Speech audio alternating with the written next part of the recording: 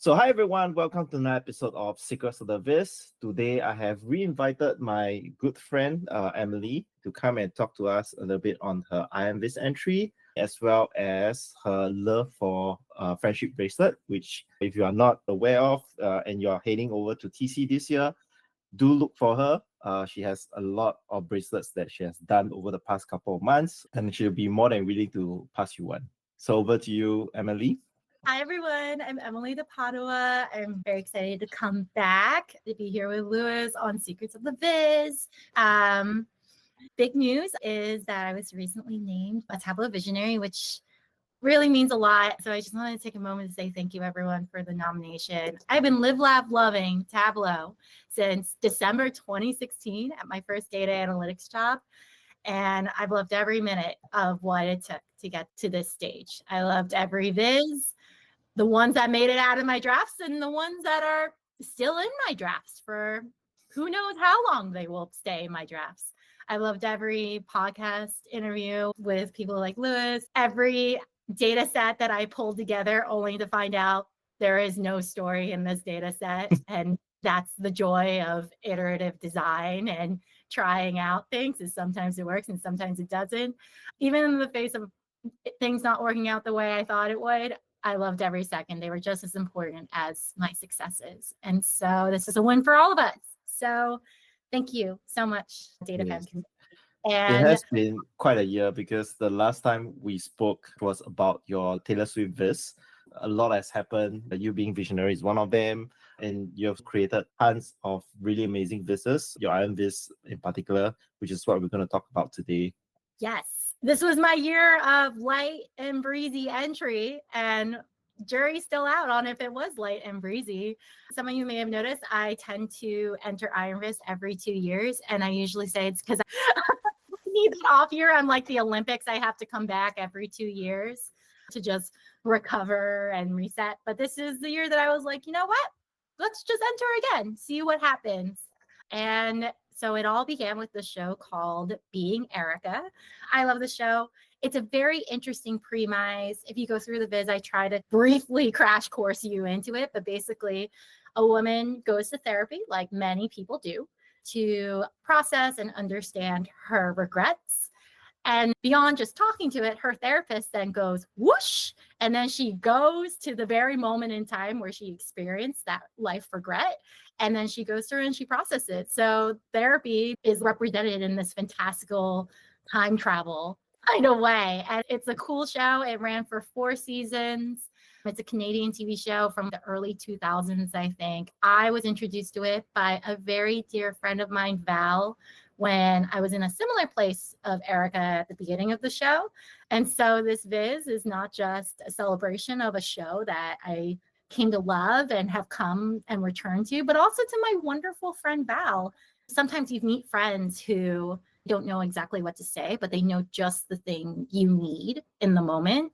And that is the type of friend Val is. She just knows. Sometimes it's a hug, sometimes it's a text, sometimes it's a voice note, just like giggling and yapping away. And sometimes it's, hey, I think you're going through something. And the show really brought me comfort. And I hope it brings you comfort too. And those type of friends you hold tight to.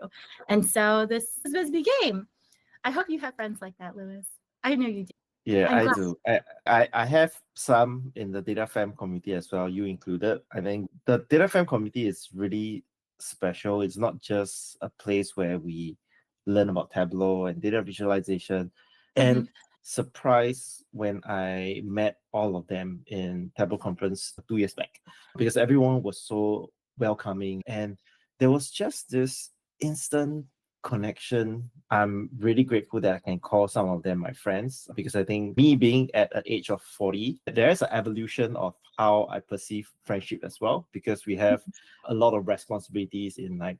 So it's really hard to maintain friendship as it is.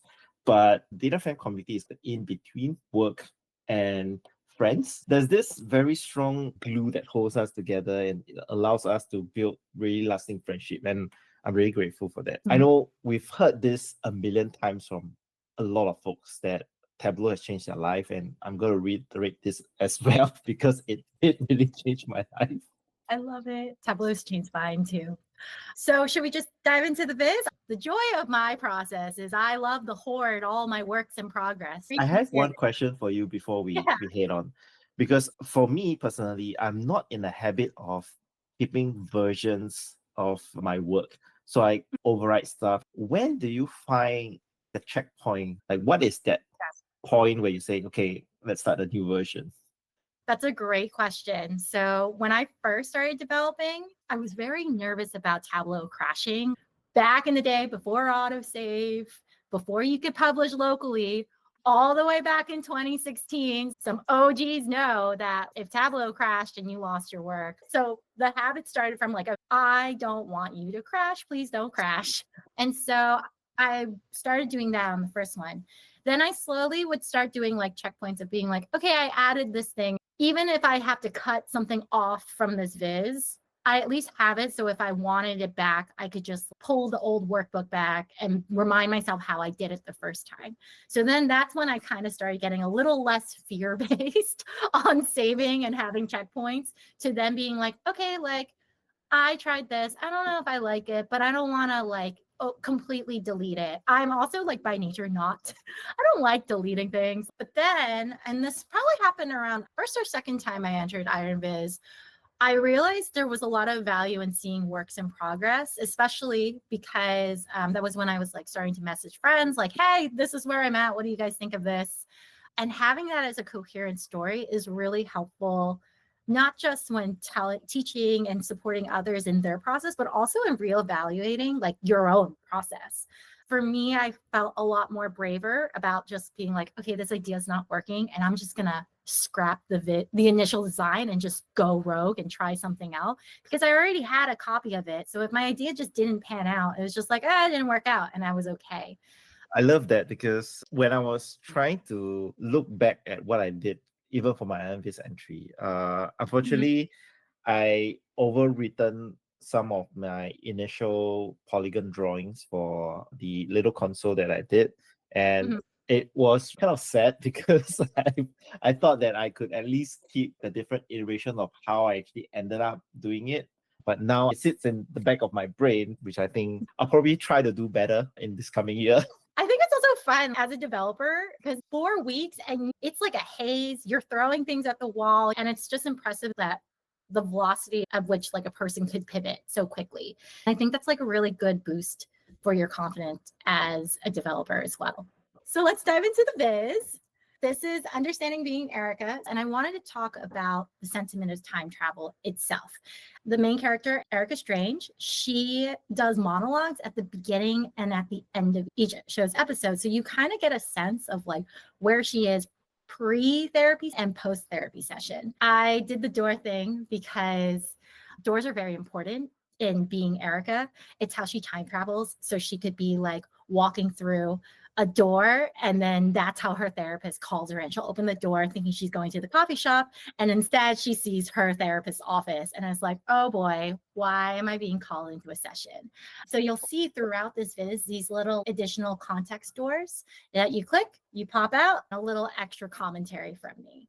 So then we get into this first room. In this, I kind of give you a brief description of what one episode of Being Erica is about. In this one, it's about a family event that she had during the Jewish holiday Yom Kippur. This one's interesting because she actually travels to 3 years. She starts out in 2008, which you can see here in this core diagram. She goes back in time to 1997 to Yom Kippur that year, which was like the life's regret that she was in therapy for. And then her therapist sends her even further to 1974 to meet her parents before she was even born. And then after she meets her parents, her therapist, Dr. Tom, sends her right back to the beginning. So it becomes a whole little loop. I love this core diagram. A little tricky. Like I definitely had to like look up a lot of references to get into it. But I think it was like a really great way to demonstrate time travel, especially because the time travel is an integral part to the whole plot of the show. So then where does she go? And this is when I kind of plot out, and it required a very intense TV show rewatch. I plot out where she goes. 1974 is the furthest she's gone. But then you see here that she actually goes to the future in 2019 in season 2. Most of her life, she primarily time travels to the 90s, which makes a lot of sense because that's around the time she's a teenager in high school to young adult at university, which, someone who's lived that through that era of my life, a lot of regrets in that time. So that makes A lot of regrets. Yeah, she's so real for being like, I regret this thing I did in college. I'm like, you're so real. I too regret this thing I did in college. This one was really cool because I did it all in one sheet, which was pretty tricky for me. Like map layers is a crazy feature that I feel like you can always push and always try to see what can I do in one sheet. I feel like And there's yeah, a recent resurgence of map layers in the past maybe 1 or 2 months. it's like a whole different way of visiting in Tableau. Like It you doesn't said, feel like Tableau sometimes. yeah, it feels like you're trying to break Tableau. So then I kind of framed this next section. So then we go into like, what's Erica thinking? And I mentioned earlier that at the beginning and end of each episode, she has these monologues, and we can use these monologues as a way to kind of get a sense of what is Erica like after a time travel. Does it do anything for her? Does it make her more positive? Does it make her more negative? And that's where I kind of started doing the sentiment analysis. One of my goals in entering IronViz this year was to actually get more into coding. I really loved how Chris Westlake, pre his amazing IronViz final win, is the sentiment of Psalms, which I think is funny for me to love that viz a lot because I'm not religious. And it's like it's a viz about Bible verses. But I love what he did, analytical work on that piece. It's one of my favorite of his vizzes. He uses like the Suzette method for sentiment analysis in R. And that is what I did. I got all the words together. I found all the transcripts. I had to watch and like notate all along. I then plotted in a scatter plot using the sentiment analysis just to see what are the quadrants where she has the most change, where she starts out with a positive sentiment and ends with a negative sentiment, or the opposite, where she starts out with a negative to a positive. I wanted to see what was like the biggest shifts in the opening and closing. And this was how I did it, was just seeing like what episodes were the ones with the most dramatic shifts. I thought it was a really great representation of the therapy process. And then I kind of do this fun thing, which I love the accordion menu that Lisa Trescott has. So that instead of like having it be episode by episode, you're able to collapse it and see all the difference using dynamic visibility zones. I gotta say, this whole section is really impressive because you have the map layer piece, which is your chord diagram, as well as the accordion, which builds on the dynamic zone visibility. So there's a lot of stuff going on in just this little condensed viz. And It's probably spend a lot of time on this, right? I did. It was definitely like the back half.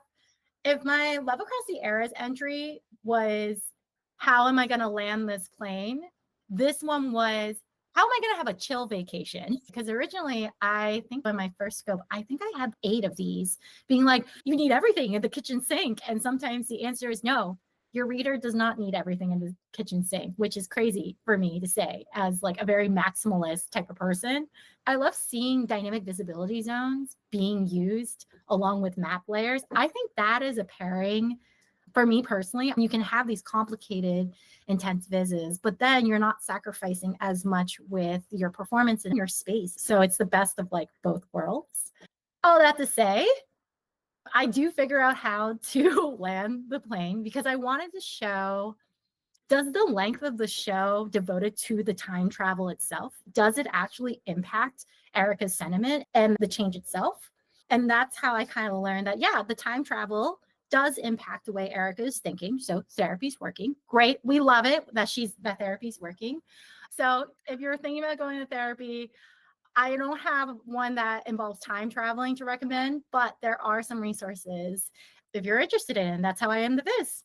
I love how you ended it because you brought a very strong call to action to anyone who is looking at this viz, because I think in this time and age, mental health is something of importance to everyone, just to make sure that you don't fall into depression, anxiety, and so on and so forth. Thanks, Emily, for sharing your entire process behind building this viz. So TC, guess what, Lewis? I got bracelets for you. I got loads of bracelets. I can't remember whether it was you or Chris McKellen that started the whole friendship band thingy. And then it became such a big thing in last year's TC.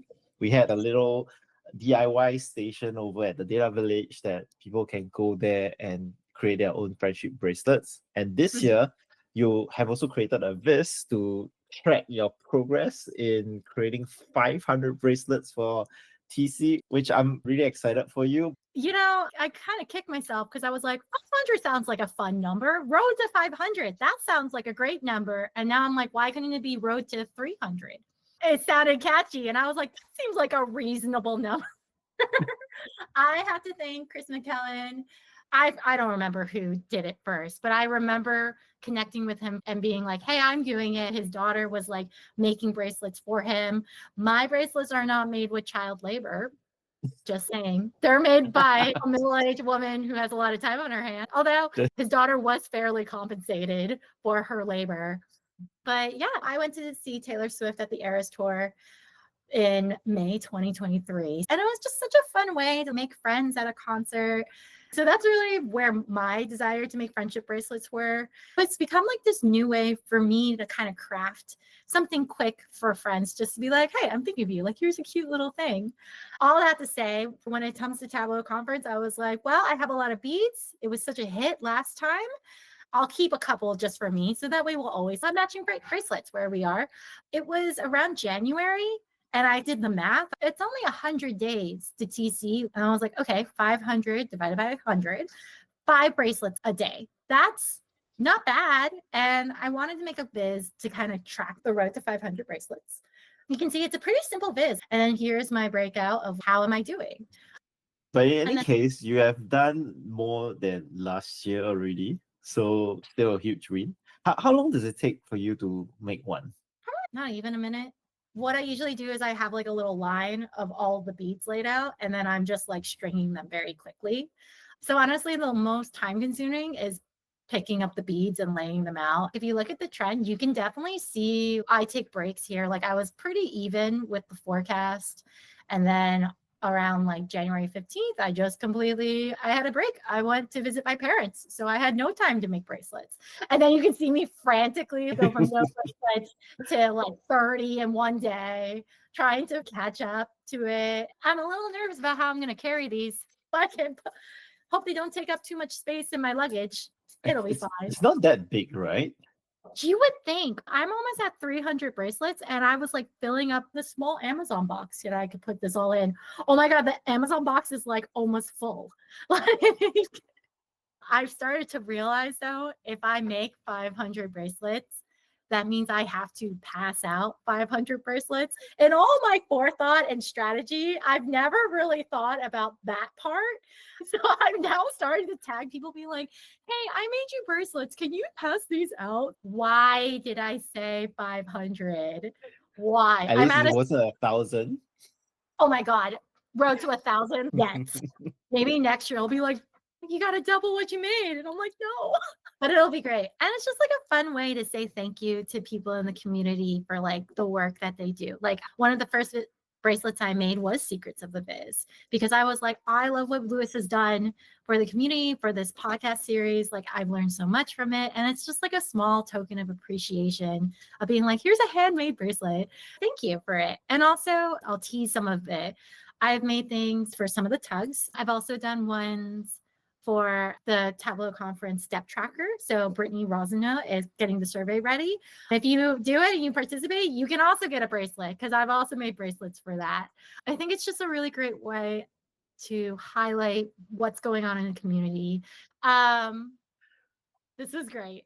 Thank you. Thank you so much. Thank you so much, Emily, for spending time with us. I think everyone learned a lot from your process and how it has changed over what you've done for Taylor Swift this. It's also a testament to how much you have grown in a year.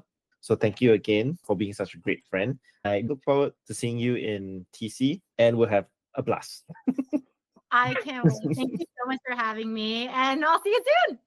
I'll see you soon. All right. Thank you everyone for tuning in. I will see you guys at the next episode. Oh, what are you busy? What are you working on? Wait, let me show you. I want to see it. So do you know the song APT by Rose and Bruno Mars. Patsu. Yeah, Yes. can we play that at TC? Can we play that?